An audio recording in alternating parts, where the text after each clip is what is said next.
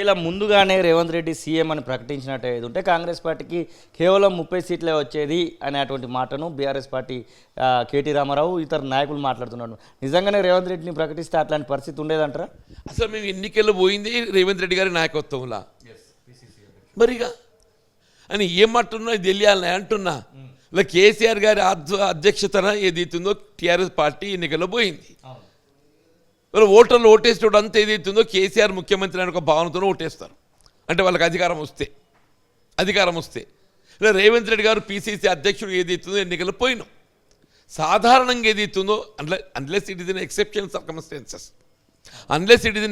Circumstances Pradesh Congress అధ్యక్షుడు ఏదైతే రాష్ట్ర పార్టీ నాయకుడిగా రేవంత్ రెడ్డి గారి యొక్క ఆధ్వర్యంలో ఆయన అధ్యక్షత ఎన్నికలు పోయినా మేము ఓటు వేసేవాడు ఏదైతుందో జాతీయ స్థాయిలో ఏ విధంగా మల్లికార్జున ఖర్గే, సోనియా గాంధీ, రాహుల్ గాంధీ గారి నాయకత్వాన్ని పరిగణలోకి తీసుకుంటారో రాష్ట్ర స్థాయిలో రేవంత్ రెడ్డి గారి యొక్క నాయకత్వాన్ని పరిగణలోకి తీసుకొని ఓటేసిండ్రు. దాంతో మాకు 64 సీట్లు వచ్చినాయి, మిత్రపక్షానికి సీట్ వచ్చింది. మరిగా అని ఇదే చదివేస్తున్నది వినట్టుంది ఆ కేటీఆర్ పని.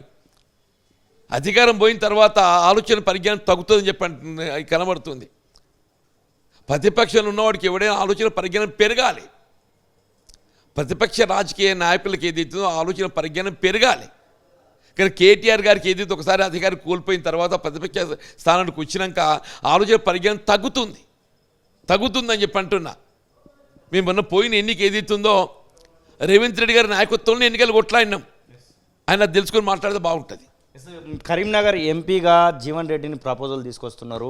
ఎమ్మెల్సీగా ఉన్నప్పటికీ కూడా ఎంపీ అయితే బాగుంటుంది అనేటువంటి ఆలోచన కేంద్ర నాయకత్వం చేస్తుంది. కరీంనగర్కు జీవన్ రెడ్డి పర్ఫెక్ట్ అనేటువంటి కొన్ని వార్తలు కూడా వస్తూ ఉన్నాయి. మీరు విల్లింగ్ ఉన్నారా పోవడానికి కరీంనగర్ ఎంపీ అభ్యర్థిగా?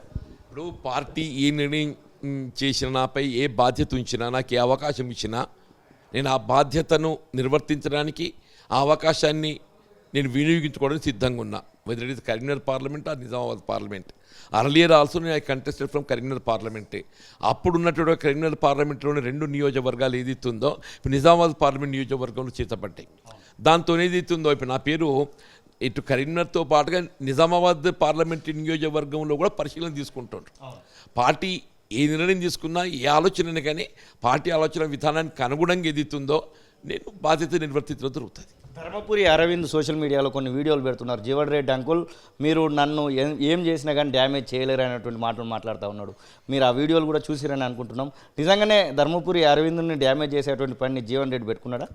అసలు అరవింద్ను వేరే డ్యామేజ్ చేసిన ఎందుకు? ఆయనకైనా డ్యామేజ్ అవుతున్నాడు. అరవింద్ వేరే డ్యామేజ్ చేసిన అవసరం లేదు. ఆయనే డ్యామేజ్ అవుతున్నాడు. ఆయన ఇంకోటి డ్యామేజ్ చేసిన అవసరం లేదు. ఆయన డ్యామేజ్ చేయడానికి నేను కావాలి నానే. ఆయన 5 సంవత్సరాల యొక్క ఆయన పనితనము, ఈ 5 సంవత్సరాలను ఏం చేసిండో ఒకసారి మననం చేసుకుంటే ఆయనే డ్యామేజ్ అయిపోయిండు. నన్ను ఎల్స్ ఇంకోటి అవసరం లేదు. ఆయనకి ఇంకోటి అవసరం లేదంటున్నాను. ఆయనే డ్యామేజ్ అయిపోతున్నాడు. 17 నియోజకవర్గాలలో ఎన్ని నియోజకవర్గాల మీద పాగా వేయబోతున్నారు? అటు బీఆర్ఎస్ పార్టీ ఖచ్చితంగా మేము ఈ ఎంపీ ఎలక్షన్స్లో ఖచ్చితంగా 8 పైన గెలిస్తే మాకు అవకాశాలు 29లోనైనా ఉంటాయని బీఆర్ఎస్ అనుకుంటుంది. ఖచ్చితంగా ఇప్పుడు 4 ఉన్నాయి, ఇంకొక 4 కలుపుకొని 8 పైన గెలవాలని బీజేపీ కూడా అనుకుంటా ఉంది. మీరు కాంగ్రెస్ పార్టీ తరఫున ఇప్పటికైతే 4 ఉండే, దానిలో ఆల్రెడీ ఎమ్మెల్యేలు అయినటువంటి వాళ్ళు ఎంపీలకు రాజీనామాలు చేసినటువంటి పరిస్థితి. ఎన్ని సీట్ల మీద మీకు కన్ను కనబడతా ఉంది? ఇప్పుడు మనం గత పార్లమెంటు సభ్యులను పరిగణలోకి తీసుకొని ఈ అంచనా వేయడం సరికాదు. గత పార్లమెంట్ ఎన్నిక అనేది 2019లో జరిగిన ఎన్నిక. అది ఇప్పుడు మన బేస్ కొంతవరకు తీసుకుంటే మొన్నటి 2023 ఎన్నికను కొంత పరిగణలోకి తీసుకోవచ్చు. బట్ ఈవెన్ అదర్వైజ్ ఆల్సో ఏదైతుందో ఇప్పుడు గత ఎన్నికకి ఈ ఎన్నికకి ఏదైతుందో బీఆర్ఎస్ పార్టీ పూర్తి బలహీనపడిపోయింది. బీఆర్ఎస్ పార్టీ పూర్తిగా సంక్షేమ కార్యక్రమాలపై ఆధారపడి మరి ఎన్నికలకు పోయింది. బీఆర్ఎస్ పార్టీ కుదేలు కావడంతో బీఆర్ఎస్ పార్టీ ఉన్నట్టు ఎన్నికలు ఏదైతుందో ఒకవేళ మేము గెలవకుండా ఉన్నట్టయితే ఈ సంక్షేమ కార్యక్రమాలు ఇవి కూడా అమలు కావు అని ఒక థ్రెట్తోని వాళ్ళు మొన్న వచ్చిన ఓటు పొందగలిగింది. 30% of vote whatever it is. ఈ గడిచిన 2.5 మాసాలలో ఏదైతుందో ఇవాళ బీఆర్ఎస్ ఆలోచన ప్రకటనలు తప్పు అని తేలిపోయిందా?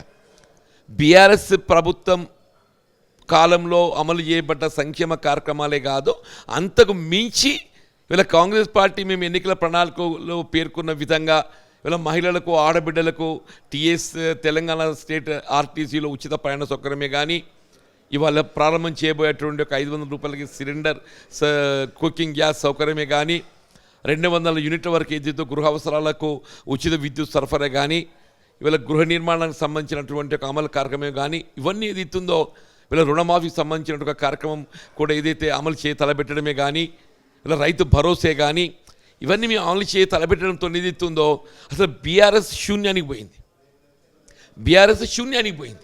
ఆ బీఆర్ఎస్ పార్టీ ఓటు అంతా ఏదైతుందో ఇవాళ కాంగ్రెస్ కన్వర్ట్ అయిపోతుంది. అంటే ఇవాళ కాంగ్రెస్ మేము ఏదైతుందో out of 70 will be able to get minimum 12 to 15 seats గెలుస్తామే. 12-15 సీట్లు గెలిచే అవకాశాలు ఉన్నాయి. వీళ్ళ బీజేపీ కానీ బీఆర్ఎస్ కానీ గెలిస్తే తప్పిపోయి ఏదో ఒక సీటు గెలిస్తే గెలవచ్చున్నాయి.